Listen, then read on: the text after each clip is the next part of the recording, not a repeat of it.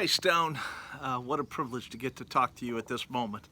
I hope this is a fruitful time for you thinking about what does it mean to be a man, particularly when it comes to the issue of purity. What makes a man? One of the first things that I learned about sexuality as a Christian is this idea that men are visually stimulated. That's why pornography has an attraction for us.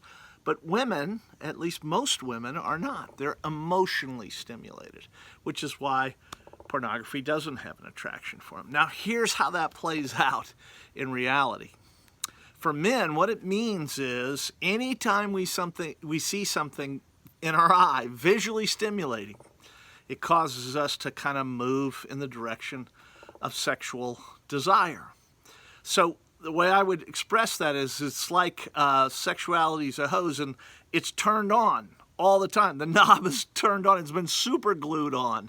And so for men, it doesn't mean we don't have control, but the control's out at the end of the hose, you know, those little things that you turn on or shoot that either allow the water to go forward or for it to remain.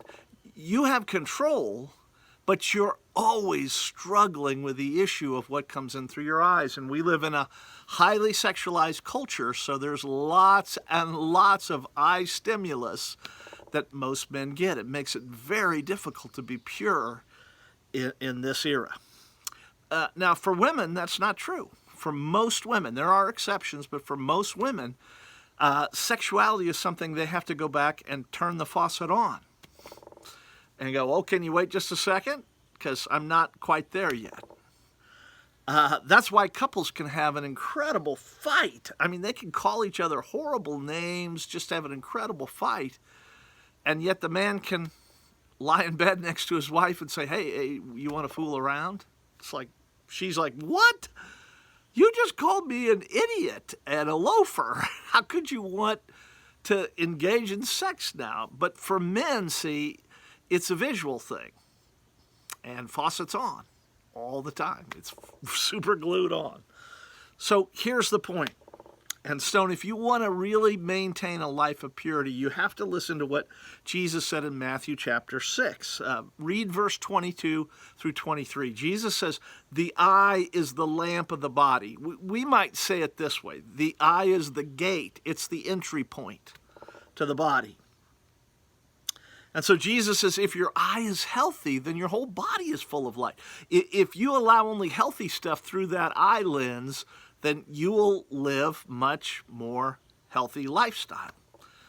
On the other hand, Jesus says, if that eye is bad or unhealthy or impure, then your body will be full of darkness. And he actually goes on to say, and that darkness will be great. It'll be monumentally dark inside. In other words, what we do with our eye gate really determines our ability to live out purity. And this is really important. That's why Jesus says in Mark chapter 9, verse 47, he said it in all the Gospels. He says, if your eye causes you to stumble, gouge it out. Better to be blind than to have to spend eternity in hell. Now, those are very harsh, almost over-the-top words that Jesus uses because he wants you and I to understand the eye is the gate. And you better protect that gate. Anybody knows that. The gate to the city, you better protect it because if you let the wrong people in, your city's in trouble. Stone, my prayer for you is that you begin to understand this concept. You'll always wrestle with it because the faucet's always super glued on. But the question will be is, do you control what comes in through the gate? No man wants to have an adulterous relationship, or not many.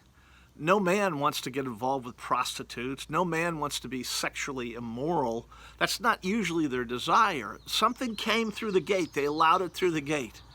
And it caused them to become dark, impure. And great was their darkness. I'm praying that you'll understand to be a man, to be a follower of Jesus, a true man of God. Purity is about controlling the eye gate. God bless you.